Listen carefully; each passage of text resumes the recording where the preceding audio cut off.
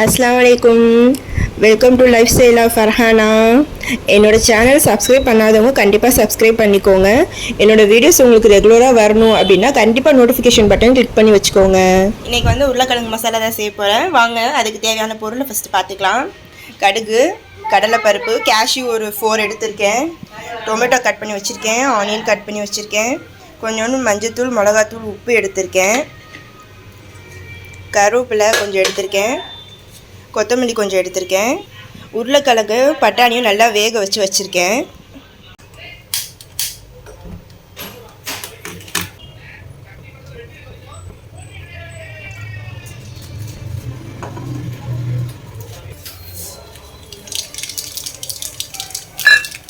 Oil ஊற்றிட்டு கடுகு போட்டுட்டேன். கடுகு நல்லா பொரியட்டும்.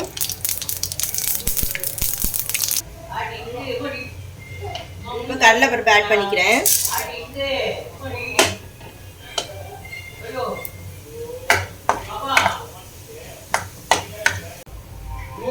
இப்போ முந்திரி பருப்பு போட்டுக்கிறேன்.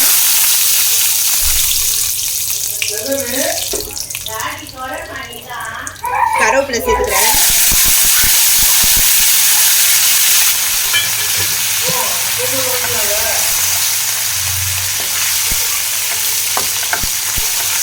இப்போ நான் வந்து ஆனியன் சேர்த்துக்கிறேன்.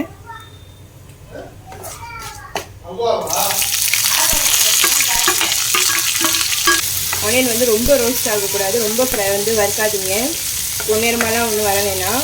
ஒரு 50% வந்து அது வறுத்தா போதும். ஆனியன் வந்து 50% குக் ஆயிடுச்சு. இந்த ஆனியன் வந்து 50% நல்லா குக் ஆயிடுச்சு. இப்போ வந்து மஞ்சத்தூள், மிளகாத்தூள், உப்பு மூணுமே நான் சேர்த்துக்கிறேன்.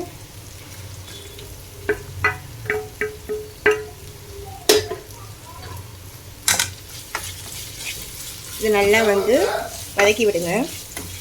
இப்போ இது கொஞ்சம் குக் ஆகிறதுக்கு நம்ம வந்து வாட்டர் ஆட் பண்ணிக்கலாம்.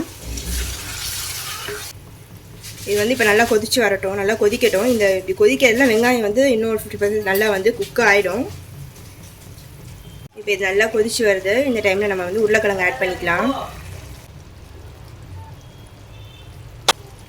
பாருங்க, நான் உருளைக்கிழங்கு வேக வச்சு எடுத்து வச்சுருக்கேன். இப்போ அதை தான் நான் வந்து அப்படியே கையில் தான் வந்து நான் இப்படி பண்ணி போட போகிறேன்.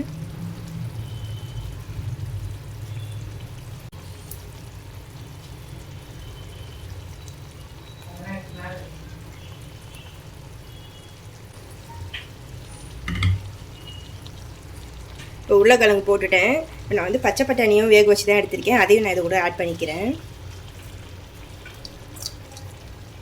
உருளைக்கிழங்கு வந்து கொஞ்சம் வந்து குண்டு குண்டாக இருந்துச்சு அப்படின்னா நீங்கள் அப்படியே வந்து நீங்கள் இதிலே மேஷ் பண்ணிக்கோங்க.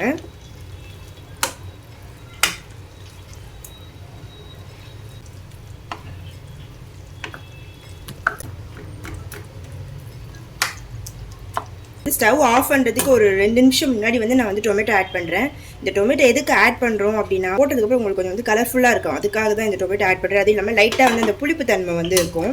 புளிப்புனா ரொம்ப இருக்காது, லைட்டாக. ஸோ அதனால தான் வந்து இந்த டொமேட்டோவும் ஆட் பண்ணுறது.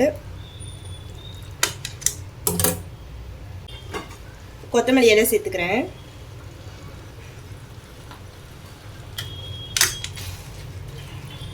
அவ்வளோதான், பொட்டேட்டோ மசாலா ரெடி ஆயிடுச்சு. கண்டிப்பாக வீட்டில் எல்லோரும் ட்ரை பண்ணுங்கள்.